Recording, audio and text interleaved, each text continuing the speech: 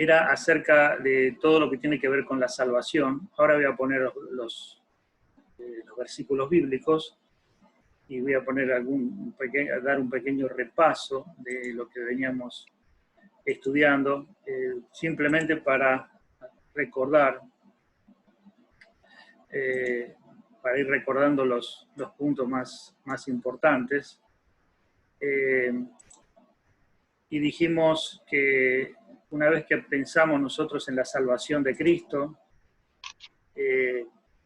pensamos, bueno, ¿qué significa ser salvo? ¿De qué? Pero para entender bien el concepto de lo que es la salvación, teníamos que ver el estado en el que estábamos, porque muchas personas no entienden salvarme de qué, de qué me salvó el Señor. Y entonces vimos cómo la palabra de Dios nos habla de el estado espiritual en el que nosotros estábamos cuando no éramos salvos. Y dijimos que era un estado de muerte. La Biblia lo describe como un estado de muerte espiritual. Y espérenme un segundito, hermanitos, que quiero ponerles acá a ver si podemos ver la pantalla. Espérenme un segundito.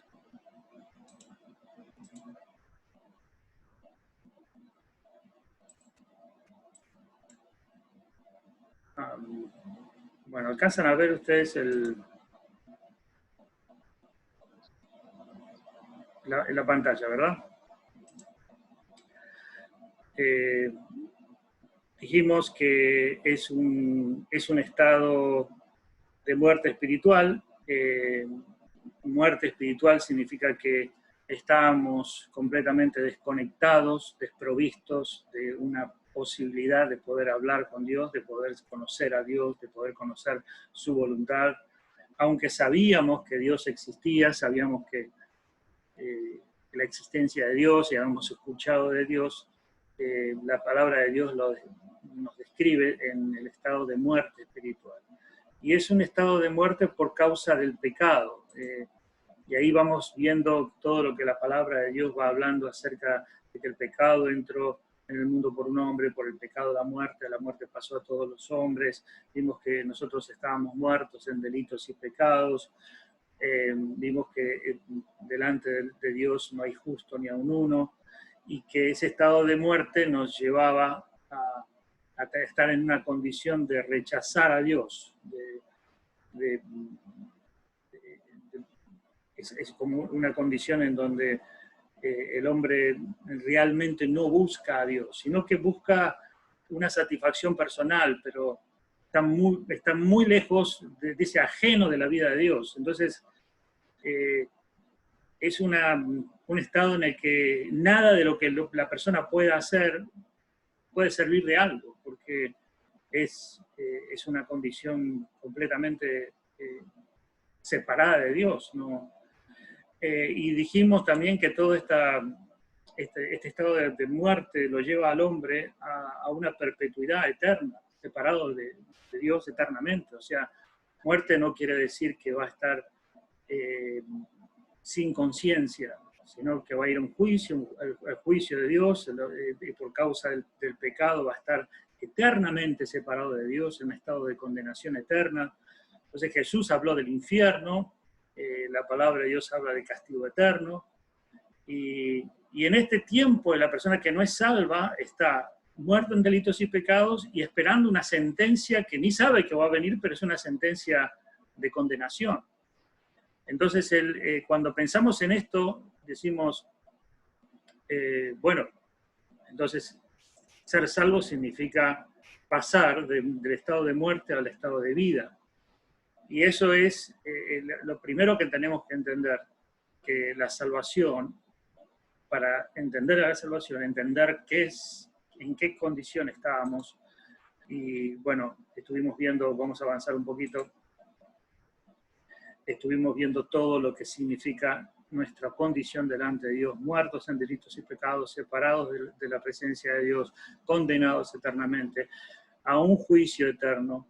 Y Y ese es el estado en el que estábamos y por eso es que necesitamos ser salvos. Algunos piensan, bueno, no, yo no estoy muerto, soy una buena persona, eh, yo creo en Dios y trato de hacer el bien, y, y cree que por ser una buena persona no está muerto, pero la Biblia dice que por cuanto todos pecaron y están destituidos de la gloria de Dios.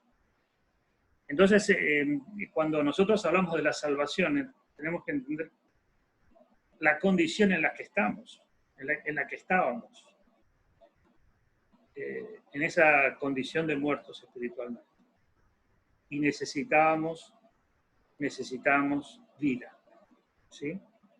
Y la vida tenía que venir desde el autor de la vida. No podíamos nosotros obtener la vida, porque estábamos muertos. Es decir, un muerto hay que resucitarlo, se le puede pedir a un muerto que haga algo para que tenga vida, que resucite él mismo.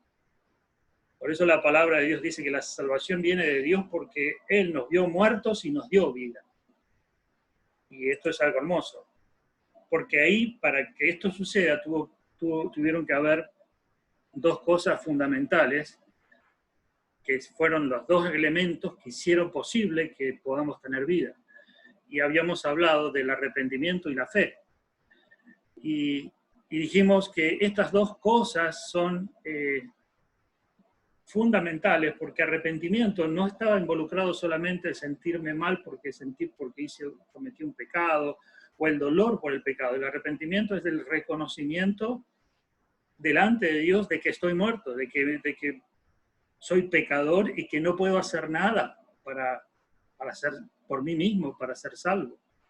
Es el entendimiento de que, bueno, yo no tengo ninguna forma de ser salvo por mis propios medios, ni siquiera por una religión por unos buenos deseos que pueda tener, ni por una religión en la que yo me pueda involucrar o tratar de hacer. Entonces, cuando yo me doy cuenta de mi estado calamitoso, desesperado, ahí se lo llama arrepentimiento, porque ahí comienza un cambio de mente, metanoia. Arrepentimiento significa cambio de mente. Muchas veces se explica como, bueno, yo me arrepiento de hacer algo malo y comienzo a hacer algo bueno. Eso es arrepentimiento, pero el arrepentimiento para salvación es que yo me doy cuenta que estoy haciendo algo malo y por más que quiera cambiar, ese cambio no sirve. Entonces ahí cuando yo me doy cuenta que estoy muerto, que no puedo hacer nada para salvarme, es como una persona que se está ahogando, en un momento se da cuenta que se está ahogando, ahí podríamos decir que se está arrepintiendo. O una persona que está en medio de un incendio y se le está viniendo todo el edificio encima y se va a quemar, ahí en ese momento cuando se da cuenta que no puede salir, eso se podría llamar arrepentimiento, porque allí su mente está centrada en que necesita ser salvo y no puede salvarse a sí mismo. Entonces ahí está un elemento indispensable, que es darte cuenta de la condición delante de Dios, de estar perdido en delitos y pecados, estar muerto, estar separado. Fíjense, hermanos, que muchas veces esto cuesta entender, porque las personas están queriendo que Dios los ayude y van a buscar al Señor por una ayuda material, por una ayuda física. Y si bien el Señor puede ayudarlos, esa ayuda que reciben de Dios no necesariamente significa que van a ser salvos. Para ser salvos hay que arrepentirse y hay que darse cuenta de que uno está mal delante de Dios. De que el Señor me puede dar una sanidad física, pero yo necesito una sanidad espiritual. Y muchas veces las personas no entienden esto y nosotros no entendemos. Decimos, lo más importante es la sanidad física. Pues lo más importante es que Dios me provea un alimento, un trabajo, una bendición, que Dios me bendiga. Y eso no te salva. Ahora Dios da esas pequeñas cosas, ayuda, bendice, hace un milagro, con el propósito de que la persona se dé cuenta que está separado de Dios y que está muerto. Ese es el arrepentimiento. Fíjense que Jesús, cuando estaba en Galilea, cuando estaba caminando, alimentaba a las personas, alimentó a 5.000 personas, sanaba, pero luego él llamaba al arrepentimiento y a la fe en él. Y cuando Jesús, después de haber alimentado a tanta gente, él comenzó a decir: el que no come mi carne y bebe mi sangre no puede ser mi discípulo. Entonces, la gente recibía una bendición del Señor, pero no se daban cuenta de su estado espiritual. Y así muchas personas hoy en día buscan al Señor para recibir una bendición, pero no se dan cuenta que la bendición que necesitan es salir del estado de muerte. Entonces, cuando somos salvos, actúa en nosotros estas dos cosas: el arrepentimiento, que es darnos cuenta de que somos pecadores y que no podemos ser salvos por nuestros propios medios y que estamos separados de Dios. Y ahora actúa la fe, que quiere decir que miramos a Cristo Jesús como aquel que nos provee salvación. Entonces, la fe en lo que el Señor Jesús hizo en la cruz para salvarnos. Entonces, nosotros ponemos fe en la dádiva de Dios. O sea, es como si lo ponemos el ejemplo de que tú te estás ahogando y te das cuenta que no puedes salir del agua, alguien te está estirando su mano y tú lo único que tienes que hacer es tomarte de la mano de aquel que te está rescatando. Entonces, ¿rescatando de dónde? Rescatando no de una situación económica, no de una enfermedad, no de un problema con la pareja o con la familia, o nada. Él no te está rescatando de ninguna situación que vivas ahora, Él te está rescatando del infierno que estás viviendo. Él te está rescatando del estado espiritual de muerte. Y todo lo demás vendrá como añadidura, pero la salvación implica de creer en que Él es el único que puede sacarte de ese estado de muerte. ¿Y cómo lo hizo? ¿Cómo lo hace? Bueno, hemos visto que Él murió en la cruz, pagó por nuestros pecados el precio, sufrió el castigo, y ahora lo vamos a ir viendo un poquito más, pero lo que quiero concentrarme en lo que hemos visto es que en esos dos elementos, el arrepentimiento y la fe, son los que actúan para salvación. Entonces, cuando decimos, bueno, pero entonces que yo me arrepiento y tengo fe, ¿quién hace eso? Bueno, es Dios mismo el que nos da esos dos ingredientes, arrepentimiento y fe. Básicamente podríamos decir que Dios es el que nos hace ver en la condición en la que estábamos y es el que nos hace ver a Cristo. ¿Sí? Porque en nuestro estado de muerte, si no interviene Dios, vamos a estar muriéndonos, vamos a estar en estado de muerte, pero no vamos a pensar o ni saber que eso es tan dramático, tan terrible, tan tremendo, tan horrible. De hecho, cuando hablamos con las personas en la vía pública, la gente está feliz en este mundo, pensando de que todo está bien, de que Dios me ama y que yo creo en Dios, otros no creen, cada uno tiene su religión. Están en un estado de adormecimiento tal que no se dan cuenta su condición delante de Dios tan terrible. Para que se den cuenta de eso, ¿cómo nos damos cuenta? Es Dios el que tiene que intervenir para dar ese arrepentimiento y hacer que busquemos a Cristo. Algunos llaman este acto regeneración, o sea, hay algo milagroso que sucede. Me doy cuenta que estoy muriendo, que estoy muerto en delitos y pecados, me doy cuenta que necesito un Salvador y me aferro a Cristo Jesús como el que me da esa salvación. Esto lo hace Dios. Y bueno, hay varios pasajes que van diciendo que la fe es un don de Dios, el arrepentimiento es un don de Dios, todo son cosas que Dios nos da a nosotros para que podamos ser salvos. Es algo maravilloso y hasta, digamos, en mi opinión, muy difícil, muy misterioso. ¿Cómo es que Dios obró en mi vida y puede obrar en la vida de nosotros y quizás ha obrado en tu vida, haciéndote buscar a Cristo? Porque si estábamos muertos no podíamos buscar a Dios, estábamos destituidos de su gloria, pero le buscamos. Nos dimos cuenta que necesitábamos un Salvador y le buscamos y aceptamos a Cristo y creímos en Él. Después vamos viendo en la palabra de Dios que todo eso fue hecho por Dios para que fuéramos salvos. Y ahí entendemos lo que Jesús decía: los que nacimos de nuevo fuimos engendrados por la voluntad de Dios. Amén. O sea que todo lo que pasó para que tú seas salvo, para que yo sea salvo, todo lo que necesitabas para que tú seas salvo y yo sea salvo, Dios te lo dio. El arrepentimiento vino de Dios, el sentimiento de darte cuenta de que estás muerto en delitos y pecados vino de Dios, y el buscar a Cristo y poner la fe en Cristo también vino de Dios. Porque la palabra de Dios dice en Efesios: porque por gracia ustedes son salvos, por medio de la fe.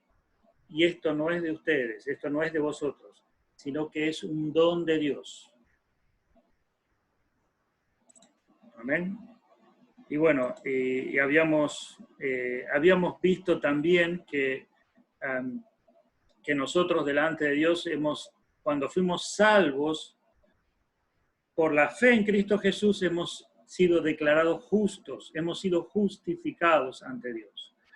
Y hay una cantidad de pasajes que hemos visto de que nosotros ahora hemos sido declarados justos.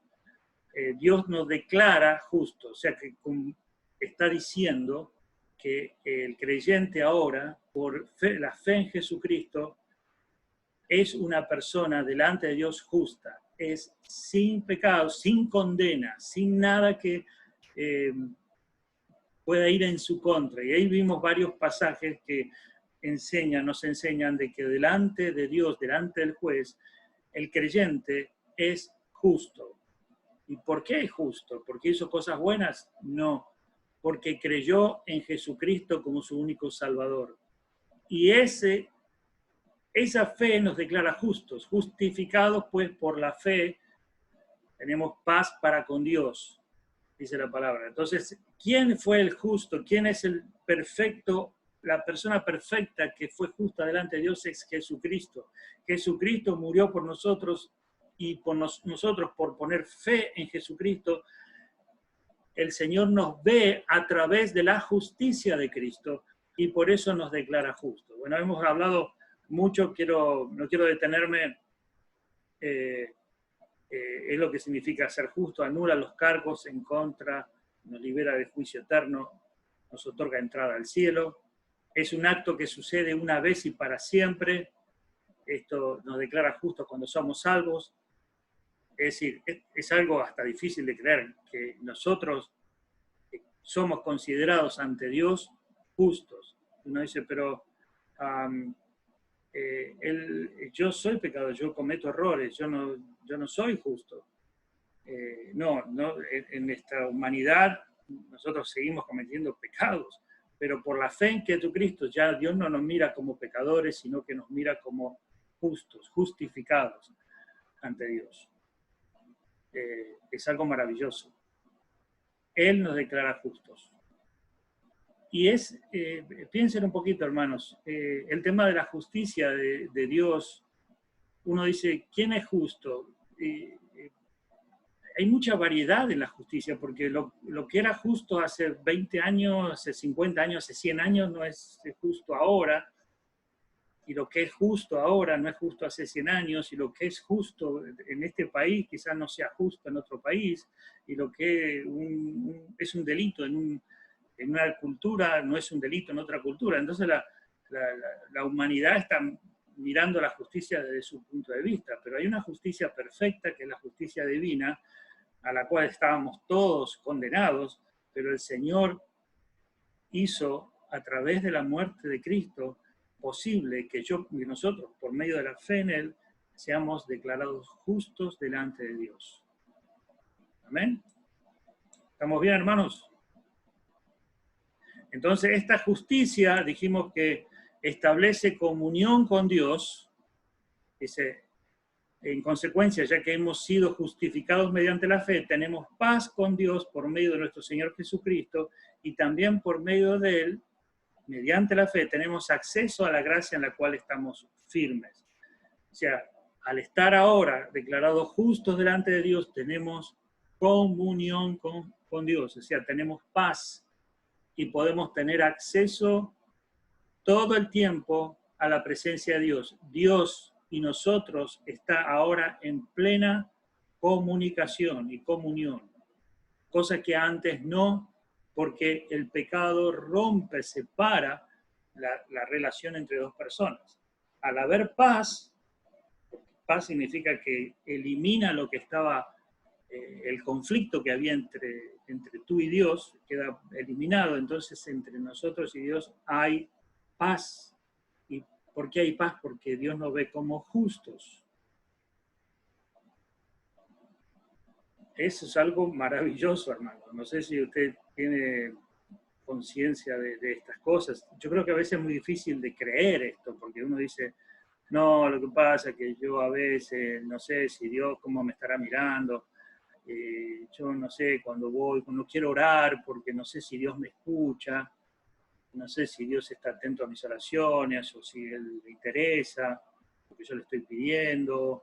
Y empezamos a pensar un montón de cosas porque todavía no creemos o no entendemos esto de que Dios estableció paz con nosotros. Y al establecer paz, Él ya no está airado con nosotros, porque ya hay justicia delante de Dios. ¿Cómo pudo ser esto posible? Por la fe en Jesucristo, no por tus buenas obras o por tu fidelidad o por tu compromiso delante de Dios, sino por la fe en Cristo Jesús. Amén.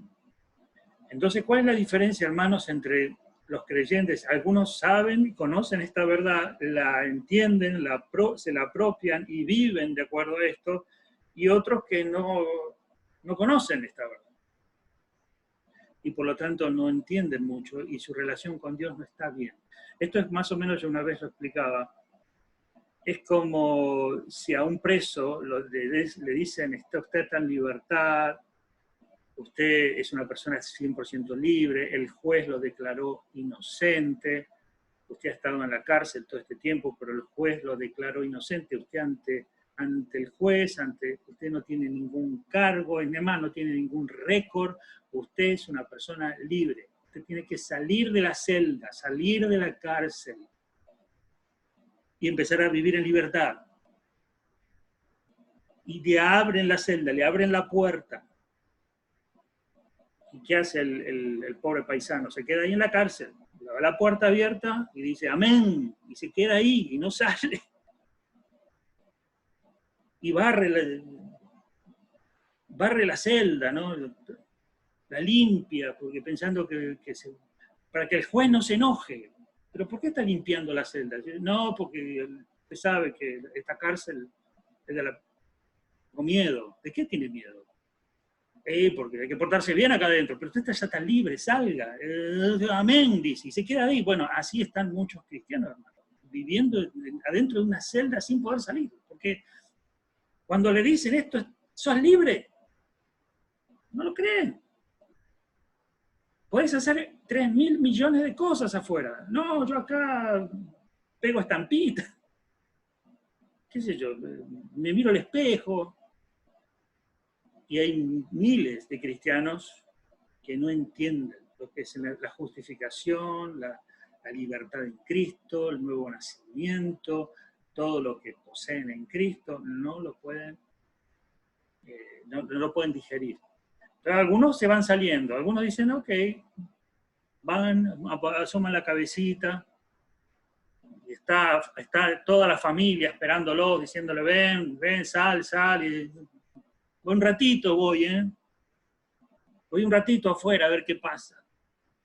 Y se meten de vuelta en la cárcel. Son libres, pero no viven como libres. Y el diablo, que está ahí mirándolos, dice, no, que este es mío. Ya que se cree que está encerrado todavía, le voy a seguir haciendo creer que todo esto de ser justificado, de ser perdonado, de haber pasado de muerte a vida, de tener vida eterna, de tener a Cristo, de todo esto no sirve de mucho, no pasa nada con esto. Que no crea mucho en esto. Entonces, mantiene a los cristianos en un estado espiritual y mental en vida, pero como si estuvieran muertos. Yo uso a veces estos ejemplos para más o menos graficar la realidad, porque es la realidad en la que muchos viven. Nosotros somos hijos del rey, podemos tener acceso a un palacio riquísimo, pero nos gusta mucho ver cómo viven los pordioseros, que lo que comen, revolver la basura, encontrar un hueso ahí en el medio del basurero, y qué rico, está sabroso, y comer la basura que está ahí afuera. Y nos gusta, y tenemos un palacio para disfrutar ahí, un propósito enorme, pero estamos ahí afuera, con la gente pobre que no tiene recursos, y decimos, se hace lo que se puede. Pero hermano, tú eres el hijo del rey, va al palacio, ahí hay de todo. No, pero bueno, ahí veo, y es lamentable. Por eso el apóstol Pablo les dice, hermanos queridos, yo quiero que ustedes entiendan las riquezas a las que ustedes fueron llamados, las riquezas a las que ustedes son poseedores, lo que significa tener comunión con el Dios Todopoderoso. Y esto les digo, hermanos, que nos pasa porque hemos estado mucho tiempo en esa esclavitud, pero ahora estamos aprendiendo lo que somos en Cristo. Somos justificados, y hoy vamos a ver una cosita más que a mí me encanta, que quiero compartírselas a ustedes. Me encanta que es algo que Dios hizo con nosotros. Espérenme un segundito, hermanos, que quiero ver por qué no. A ver si puedo pasar todo. No sé por qué no aparece la pantalla completa. Espérenme un segundito. Me están viendo bien, ¿no es cierto? Sí, pastor. Espérenme un segundito, vamos a ver si lo puedo poner acá. Bueno, ¿se entiende algún comentario? ¿Estamos bien? Empiece de vuelta.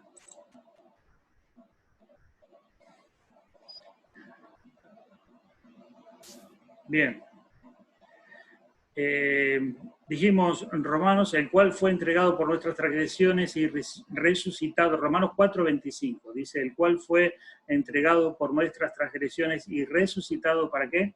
Para nuestra justificación. Él fue entregado por nuestras transgresiones y resucitado para que tú y yo seamos declarados justos ante Dios. Segunda de Corintios 5:21, al que no conoció pecado, por nosotros lo hizo pecado, para que nosotros fuésemos hecho, ¿qué cosa? Justicia de Dios en él. Es algo maravilloso lo que el Señor ha hecho contigo y conmigo, hermano. Si tú has creído en el Señor de corazón, y si tú has creído que Jesucristo hizo esta obra en la cruz, fíjate lo que la palabra de Dios está diciendo, que esa sencilla fe que pusimos en Él, cómo nos coloca delante de Dios.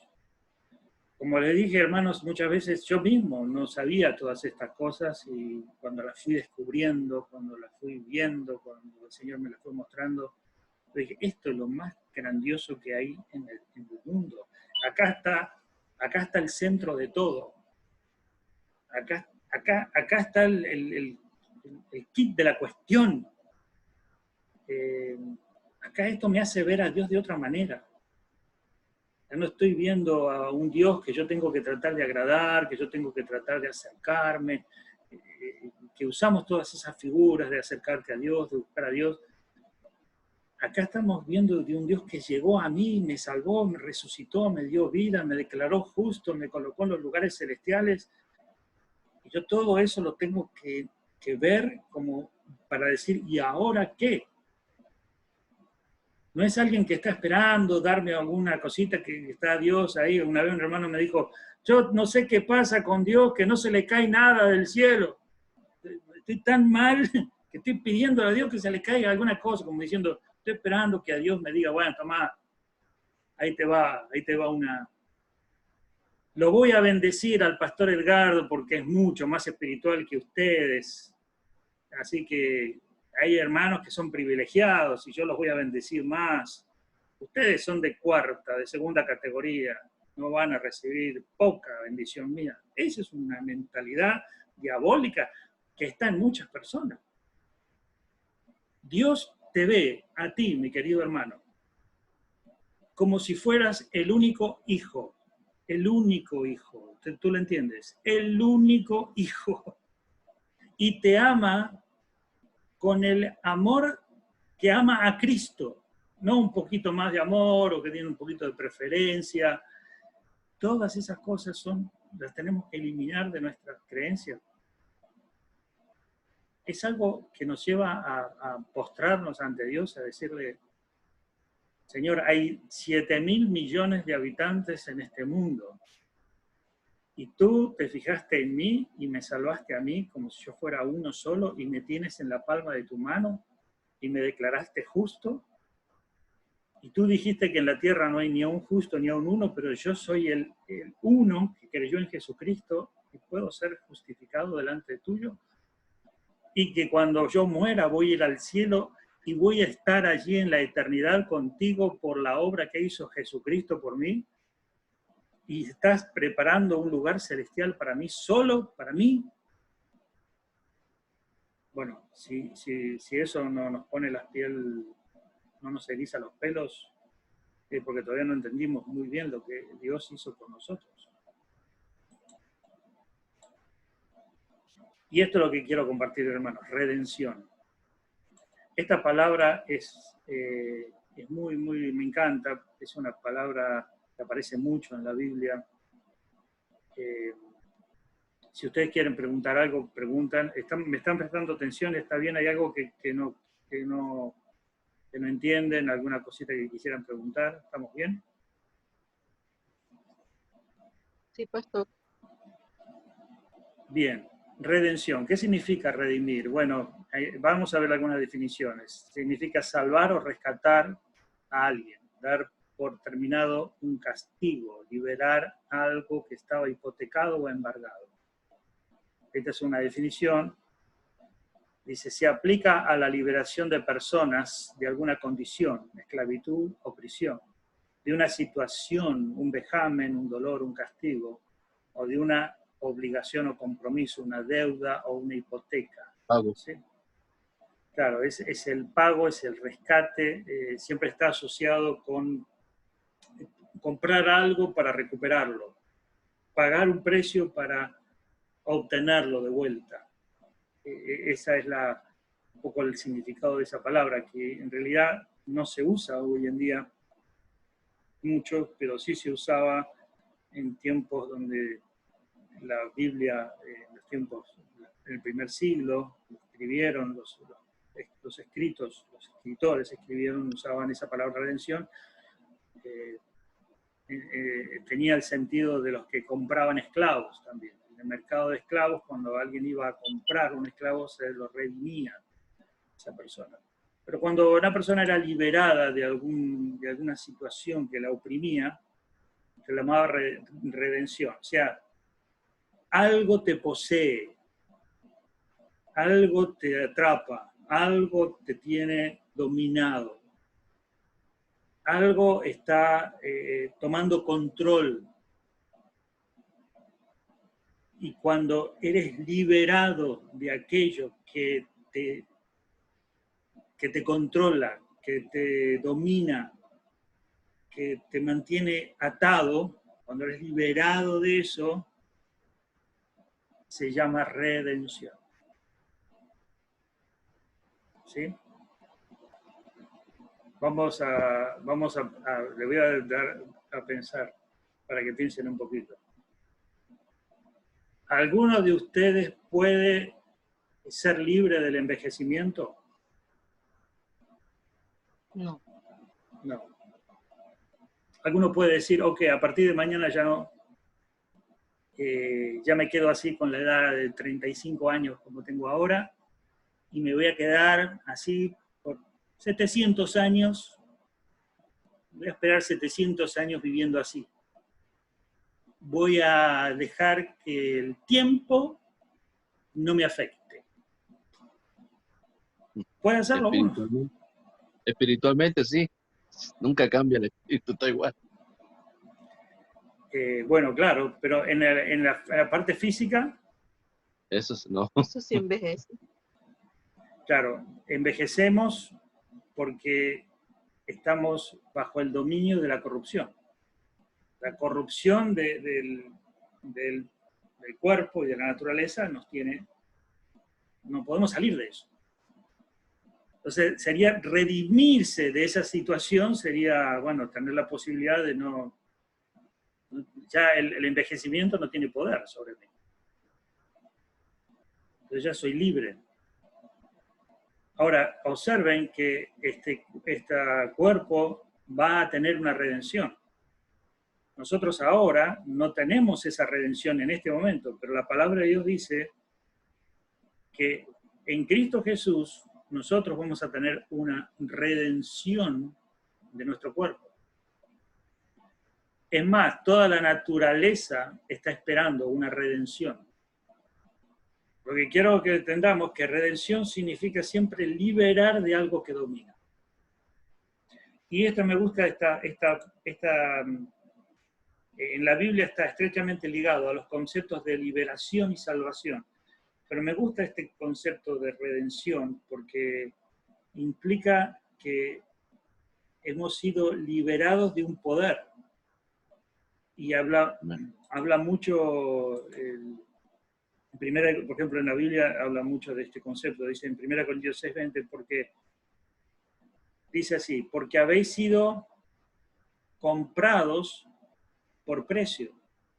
Glorificad pues a Dios en vuestro cuerpo y en vuestro espíritu, los cuales son de Dios. Entonces, cuando él dice aquí comprados por precio, quiere decir que antes teníamos un dueño, que era el pecado, y éramos esclavos del pecado. Entonces, cuando Jesucristo murió, te compró a ti, y antes eras esclavo del pecado, pero ahora tenés un dueño, que es el Señor Jesús. Ese acto de comprar significa redimirte. O sea, Él te ha redimido, quiere decir que antes tenías un dueño, pero ahora tienes otro, que es Cristo Jesús. Pastor, anteriormente se usaba la palabra yugo, literalmente se usaban, les ponían como un castigo, era debajo del cuello, y se usaba mucho ese término, el yugo fue quitado también. Claro, el yugo fue quitado porque el yugo justamente es lo que usaban para los animales, para arar la tierra, y se les ponía como una especie de algo que los mantenía en la misma línea y no pudieran salirse o no pudieran desviarse del camino. Entonces los mantenían esclavos. O sea, en un sentido no podían hacer ningún otro movimiento. Por eso les ponían el yugo. Entonces el Señor lo que hizo es quitó el yugo, pero tuvo que pagar un precio para hacerlo. O sea, Él tuvo que pagar algo para que eso suceda. Y esto es algo muy, muy lindo porque fíjense que nosotros, cualquier persona que está sin Cristo, lo que está diciendo generalmente, todos que vivimos sin Cristo, decimos, yo soy libre. La gente le encanta hablar de eso. Soy libre, hago lo que quiero, yo hago hago de mi vida, mi vida, mi vida y mi vida y soy libre. Y Jesús dijo una verdad absoluta, nadie es libre. No, pero si yo me compro la ropa que quiero, me voy a vivir donde quiero, hago lo que quiero, no eres libre. Tienes el pecado en ti que te domina constantemente y te lleva a hacer lo opuesto a lo que el Espíritu de Dios quiere.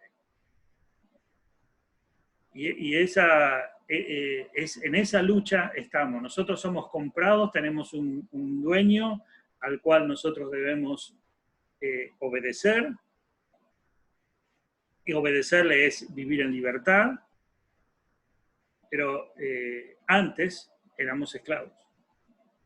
Y como dije anteriormente, nosotros tenemos que ir entendiendo cada vez más este concepto de la redención, porque esto nos va llevando cada vez más a pensar quién es el dueño de nuestras vidas.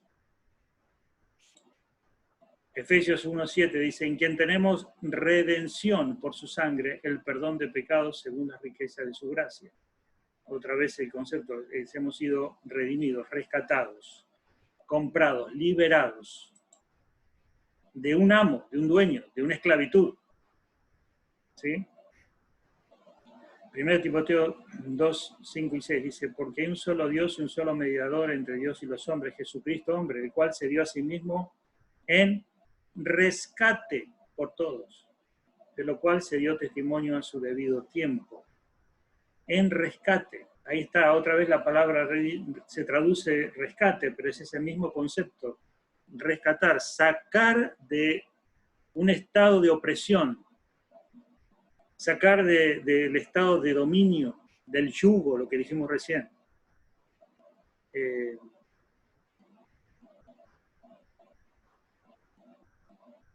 Una vez, bueno, no sé si conté esta historia, pero una vez me encuentro con un vecino que yo salíamos con mi familia, íbamos a la iglesia, y el vecino salía y se iba al casino, a Atlantic City. Y después de un tiempo, después me encuentro el vecino y me dice, así que mientras tú ibas a la iglesia, yo me iba a Atlantic City, al casino. Y se rió y me dijo, la verdad que vivimos en dos mundos diferentes. Y yo le dije, sí, vivimos en dos mundos diferentes, lo que nos... Pero mi mundo es el mundo de la libertad. El mundo tuyo es el mundo de la esclavitud. Sin embargo, él en su cabecita creía que, me voy al casino, me voy a Atlantic City, estoy libre. ¿Qué mundo que vivo? Y piensa que es un mundo bárbaro. Pero es horrendo. No se da cuenta de que no sea salvo hasta que no el Espíritu Santo no lo toque, no se va a dar cuenta que está en un mundo espantoso. Por eso cuando yo oro a Dios, cuando oro por las personas, le digo, Señor, haz que se den cuenta y que se sientan mal y que se sientan hastiados de este mundo y que los hagas ver en el infierno en el que se encuentran, para que te busquen, para que vengan a tus pies y para que sean salvos. Porque mientras crean que el mundo es una belleza, no van a querer ser salvos. Pero cuando somos salvos nos damos cuenta de dónde nos sacó el Señor. ¿Amén? Y ese mundo es de donde Él nos redimió, nos compró, nos sacó. Y Él le dice, ya ese mundo no te pertenece, no eres más, tú no eres más esclavo, Él te quiere dominar. Por eso la palabra redención es muy fuerte y es hermosa. Dice, siendo justificados gratuitamente por su gracia, mediante la redención que es en Cristo Jesús. Otra vez el concepto. Romanos 8, 22, 23. Porque sabemos que toda la creación gime a una y aún está con dolores de parto hasta ahora. Y no solo ella, sino que también nosotros mismos, que tenemos las primicias del Espíritu, nosotros también gemimos dentro de nosotros mismos, esperando la adopción, la redención de nuestro cuerpo. ¿Recuerdan que habíamos hablado del cuerpo, de la creación? Hay cosas que todavía la creación no está redimida. Debido al pecado seguimos sufriendo los efectos de la naturaleza caída. ¿Por qué hay huracanes? ¿Por qué hay terremotos? ¿Por qué hay tsunamis? ¿Por qué hay sequías? Porque toda la creación está gimiendo, porque está esclava de la corrupción. Porque hay un volcán que explota. ¿Por qué los aviones se caen? ¿Por qué los tiburones se comen gente? ¿Y por qué hay tantas cosas que de las cuales, ¿cuándo vamos a salir de todo esto? Bueno, la redención ya fue obtenida en la cruz. Por eso nosotros esperamos cielos nuevos y tierra nueva y un universo nuevo. Y todo esto corruptible, dice la palabra, que se vestirá de incorrupción. Y eso va a ser posible porque hubo alguien que compró esto. Hubo alguien que tuvo que morir para que sucediera todo esto. Para que tuviéramos esperanza de la perfección venidera, de la redención venidera. O sea, cuando Jesucristo estaba muriendo en la cruz, cuando murió y resucitó, Él estaba pagando el precio de la nueva creación a la que vamos a pertenecer. Amén. Es algo maravilloso. La redención, lo que hizo Cristo, no solamente nos redimió a nosotros, sino que redimió a toda la creación. Dice, más por Él estáis vosotros, ustedes, en Cristo Jesús, el cual nos ha sido hecho por Dios sabiduría, justificación, santificación y redención. Dice en Efesios 1, 13, 14, en Él también vosotros, habiendo oído la palabra de verdad, el evangelio de vuestra salvación, y habiendo creído en Él, fuiste sellados con el Espíritu Santo de la promesa. Lo que habíamos hablado antes, el evangelio, escuchamos el evangelio de nuestra salvación, hemos creído, ahí actúa la fe, ahí actúa el arrepentimiento, ahí están los ingredientes para ser salvos, y el Señor Jesús nos selló, en ese momento que fuimos salvos, nos marcó, y dice que es las arras de nuestra herencia hasta la redención de la posesión adquirida para la alabanza de su gloria. Cuando fuiste salvo, el Señor dijo, este es mío, lo compré, sellado, me pertenece. Un día no tendrá que estar bajo corrupción, no tendrá que estar cuidándose de la enfermedad, cuidándose de no envejecer tanto, tratando de maquillarse para que no se le vean las arrugas, tratando de cuidarse del frío, de no caerse. No va a tener necesidad de nada de eso porque va a vivir en un estado de gloria eterna, perfección, que algo que ni siquiera yo lo puedo imaginar ni explicar. ¿Y qué pasó ahora? ¿Qué tenemos ahora? Dice que tenemos el sello del Espíritu Santo. El Espíritu Santo es la garantía. Voy a decirlo de una forma sencilla. Acá lo que está diciendo Arras es que Él nos ve a nosotros como... A ver si trato de explicarlo mejor. Es algo que está pagado, que se le dio, por eso decimos un anticipo, y eso ya me pertenece. Usted va a comprar un carro, pero no se lo lleva todavía al carro. Usted va a la agencia y dice, bueno, yo lo vengo a buscar dentro de 2 días, pero ya le doy un dinero para que ese carro me lo reserve, que es mío. Ese dinero que usted le entrega a la agencia o al dueño del carro, le entrega un dinero y dice, esto me lo vengo a buscar, es mío, lo voy a venir a buscar. Eso es la palabra arras. Es más o menos el sentido de la palabra arras. Un pago anticipado, en garantía. ¿Se entiende, hermanos? Lo enseña así porque uno dice, bueno, pero yo todavía veo que no estoy redimido, porque todavía sigo teniendo malos pensamientos, todavía el pecado sigue dominando mi mente y quiere ganar y tengo que luchar. Todavía tengo tentaciones, quiere decir que somos redimidos, pero todavía está la presencia del pecado y está la presencia de la corrupción. Pero va a llegar un momento en que ya no va a estar la presencia del pecado, no vamos a tener luchas con tentaciones ni con malos pensamientos y no vamos a tener ningún tipo de efecto físico negativo. Ni en la creación en la que estemos va a haber nada de corrupción. ¿Se entiende, hermanos? Esto es lo que el Señor hizo por ti y por mí. Qué maravilloso, ¿no?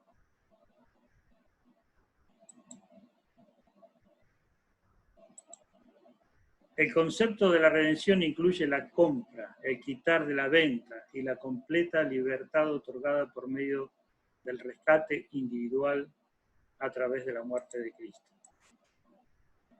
En la redención, Cristo nos liberó de la maldición de la ley. Y quiero que presten atención. ¿Estamos bien, chicos? Ya terminamos, ¿eh? De la maldición de la ley. Gálatas 3:13. Cristo nos redimió de la maldición de la ley, hecho por nosotros maldición, porque Cristo está maldito todo que es colgado de un madero. ¿Qué quiere decir que nos redimió de la maldición de la ley? Como nosotros pecamos por ley, nos correspondía un juicio. Ese juicio, ese castigo tenía que venir. Entonces, ¿cómo Dios va a hacer justicia y al mismo tiempo liberarte? La maldición de la ley significa que no podías escapar del juicio. Cometimos un pecado y no podíamos salir del juicio de Dios por ese pecado. Entonces, para redimirte, alguien tenía que pagar el precio del rescate, cumplir con la condena. Entonces, cuando Cristo murió, pagó por el pecado. Y esto para que es un poquito más profundo de lo que quiero explicarlo de una manera sencilla. Una mala acción, cualquiera, por más pequeña que a ti te parece que hubieras cometido, te corresponde, por eso Dios es justo y te corresponde pena de muerte, hermanito, querido. Pena de muerte eterna. Y no podías escapar de eso. Entonces es la maldición de la ley. Por el pecado te correspondía maldición. Estaba bajo la maldición de la ley. Cuando Cristo muere, carga esa maldición, porque dice, maldito es aquel que es colgado de un madero. Entonces, cuando Cristo muere en la cruz, Él te libera de la maldición de la ley. ¿Se entiende? Pastor, usted está hablando de la maldición de la ley. Eso viene siendo desde el pecado cuando comenzó Adán y Eva, el pecado original, que como decimos, no tuvimos esa culpa, pero venimos cargando del pecado original hasta ahora, pero Cristo a través de eso acabó con todo y nos limpió. Claro. Sí, y realmente eso, nosotros, por tener el pecado original, ya estábamos bajo esa condición y lo evidenciamos a través de los pecados que hemos cometido. Un pecado que cometes es la evidencia de que estás sujeto a una ley que se llama la ley del pecado, y por estar sujeto a la ley del pecado, estás sujeto a la maldición de la ley. Entonces, cuando Cristo muere, te libera de todo eso. Por eso a veces yo pienso qué absurdo es todo lo que la Iglesia Católica le ha dicho a la gente por tantos años, que van a confesarse. Yo lo digo, esto era muy común en mi época, digo, en Latinoamérica, de ir a confesarse a un cura, y el cura decía, bueno, tienes que rezar tantos Padre Nuestro y tanto, y hacer esto, hacer el otro, para que Dios te perdone.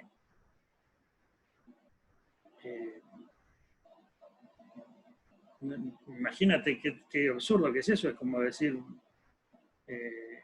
yo puedo redimirme a mí mismo dando unas oraciones, diciendo un Padre Nuestro, Ave María, etc. Cristo nos redimió de la maldición y de la misma ley, dice. Esto dice Gálatas 4:5, para que redimiese a los que estaban bajo la ley, a fin de que recibiésemos la adopción de hijos. Esto está hablando los judíos, porque la ley de Dios fue establecida porque nosotros no deberíamos obedecer toda la ley de Dios. Entonces, la ley, si uno dice, no, yo no acepto a Cristo como mi Salvador, no, eso es todo mentira, yo soy obediente a Dios. ¿Eres obediente a Dios? Sí, yo voy a obedecer a Dios y voy a ser salvo porque Dios va a ver mi obediencia. Ok. Entonces tienes que comenzar a ser perfecto desde ahora. Comenzar a partir de ahora. Primer segundo, desde ahora comenzar a ser perfecto y no cometer ni el más mínimo error en tu vida. Si tú puedes lograr ser perfecto de aquí hasta que te mueras, serías la única persona sobre la tierra perfecta que ni siquiera se equivoca, ni siquiera cuando pone azúcar en el café se le cae un granito de azúcar en la mesa, porque si así se le cae un granito de azúcar en la mesa, se indica que no es perfecto y ya por lo tanto está bajo desobediencia de la ley de Dios. Es catastrófico esto. O sea, si alguien se quiere someter a la ley de Dios, tendría que ser perfecto. Pero dice, no, pero Dios no exige tanto. ¿Cómo que no? Exige perfección. Jesús lo dijo. Vuestra justicia tiene que ser mayor que la de los escribas y fariseos, como diciéndole, ustedes tienen que ser perfectos. Si quieren entrar al reino de los cielos, tienen que ser perfectos. Y la gente cree que, bueno, qué bárbaro, qué lindo, sí, yo voy a ser perfecto. Y nadie puede ser perfecto, pero alguien te tiene que redimir de esa maldición. Entonces, ¿cómo hace? ¿Qué es lo que sucede? Jesucristo muere en la cruz del Calvario, resucita y por medio de la fe en Cristo eres justo, eres reconciliado con Dios, declarado justo, y ahora el Espíritu de Dios que mora en ti, Él te hace santo.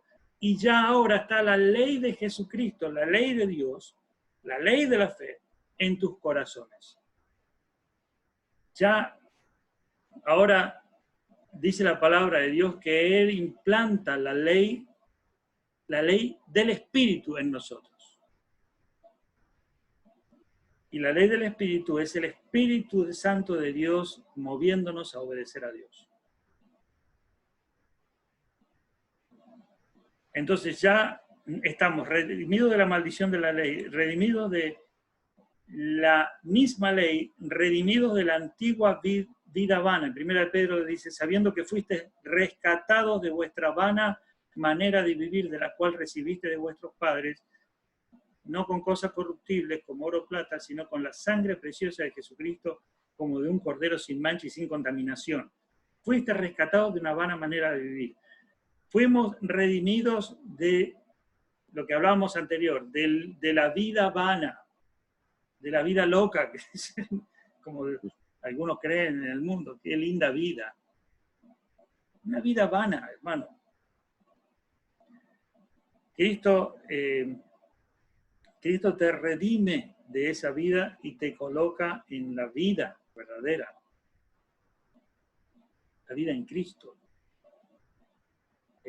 La vida vana es una vida que te domina, que te envuelve. Algunas personas están redimidas de esa vida vana, pero como dije antes, quieren seguir viviendo en esa vanidad. Y la Biblia dice, salgan de ahí. El Espíritu mismo no los deja tranquilos. Yo siempre digo una frase, que el verdadero creyente, cuando decide vivir una vida vana, y si está el Espíritu Santo de Dios en él, lo que le va a pasar es que se va a dar cuenta de que es una persona infeliz. muy, muy infeliz, porque esa vida vana no lo va a satisfacer, el Espíritu Santo de Dios no lo va a dejar tranquilo, le va a decir, tú no perteneces aquí, y por eso es que si una persona cree en Jesús y comienza a vivir una vida en comunión con Cristo y a crecer en estas verdades, y se va alejando, se va perdiendo, se va nublando todos estos conceptos, se va a dar cuenta que no está bien y se va a sentir mal. Ahora, cuando no se siente mal y cuando dice, ¡hoy, ¿cómo estás? ¡Vas! Buenísimo, todo, estoy pecando como un loco, viviendo como el diablo, pero contentísimo. Cuando está así es porque realmente no fue salvo. El que es verdadero creyente, al tener el Espíritu Santo de Dios, al ser un hijo de Dios, no vive y quiere, ignora las verdades de Dios, se quiere alejar, está seducido para vivir en el mundo, quiere estar ahí un poquito acá y un poquito allá, no ser ni frío ni caliente, va a estar mal. Se va a sentir mal. Y que cuando uno se siente mal, es buena señal. Porque es como que el Señor te está diciendo, deja de comer potatoes chips y chisitos y todas esas comidas grasosas y de porquería que tienes ahí en la mesa y ven a comer el manjar que tengo yo preparado para ti. Ven, te está llamando. Y tú dices, no, ya te me gustan las papas fritas, come ahí y tal. Tengo un manjar, sí, amén, amén, y come, y siguen comiendo, porquería, pero deja de comer eso, basta. Y come, y se sienten mal, y todo, y comí todas estas cosas, qué rico. Y así están muchos creyentes sintiéndose mal. ¿Te gusta lo que estás comiendo? Sí. Sí. Mientras que el que no es creyente está disfrutando de las papas fritas. Y creen que es lo único que hay en el mundo y que es lo más rico y que es la verdadera comida y no siente nada. Pero el creyente verdadero está comiendo porquerías y se está sintiendo mal. Y mira para allá y mira para acá y no sabe para dónde va. Y el otro, que no es creyente, lo está mirando y le está diciendo, la verdad que eres un infeliz. Porque no estás ni acá ni allá. En cambio yo, disfrutando de las papas fritas solo, porque esto es lo mejor que hay. Sin saber que hay un manjar, hay una comida deliciosa. Y Él nos redimió de eso. Podemos salir de esa mesa de porquería a una mesa de manjar. Podemos, rapidito, podemos ir enseguida ahí. Podemos. Porque Él nos redimió de la esclavitud y el poder del pecado. En Romanos dice, porque el pecado no se enseñoreará de vosotros, pues no está bajo la ley, sino bajo la gracia. Él nos redimió, tenemos poder para vencer el pecado, poder de Cristo Jesús para vivir una vida victoriosa, tenemos el poder para hacer la voluntad de Dios, tenemos poder, tenemos ahora un deseo que antes no teníamos, tenemos ahora en nuestro interior cosas, sabiduría que antes no poseíamos, porque Él nos rescató, nos redimió, somos nuevas criaturas, ya podemos irnos para ese lado un tiempito, pero enseguida sacudirnos y volver a donde está, donde pertenecemos. La redención es el acto de la deidad Padre, Hijo, Espíritu Santo, en el cual Él, Jesucristo, paga la demanda total de la ley para el pecador. El Padre recibe al creyente como un hijo y heredero, y el Espíritu Santo lo libera de la esclavitud del pecado. Amén. Jesucristo paga la demanda total de la ley para el pecador. El Padre lo recibe al creyente como un hijo y heredero, y el Espíritu Santo lo libera de la esclavitud del pecado. Es grandioso. Tenemos un dueño, hemos sido comprados. Y esto es lo que el Señor quiere enseñarnos hoy, nos quiere decir. Pastor, la palabra Sí. deuda es como deuda. La redención es el acto de la deidad. De la deidad. La deidad se le llama a Dios, Padre, Hijo, Espíritu Santo. ¿Sí? Así se le llama, la deidad. La redención es el acto de Dios, porque Padre, Hijo, Espíritu Santo es Dios, los tres en perfecta unidad, en el cual, acá está, no va, Jesucristo paga la demanda total de la ley para el pecador, ya nos libera del juicio. El Padre nos recibe como un hijo y heredero, y el Espíritu Santo nos libera de la esclavitud del pecado. Cuando somos redimidos, el Espíritu Santo nos libera de la esclavitud del pecado. Completamente.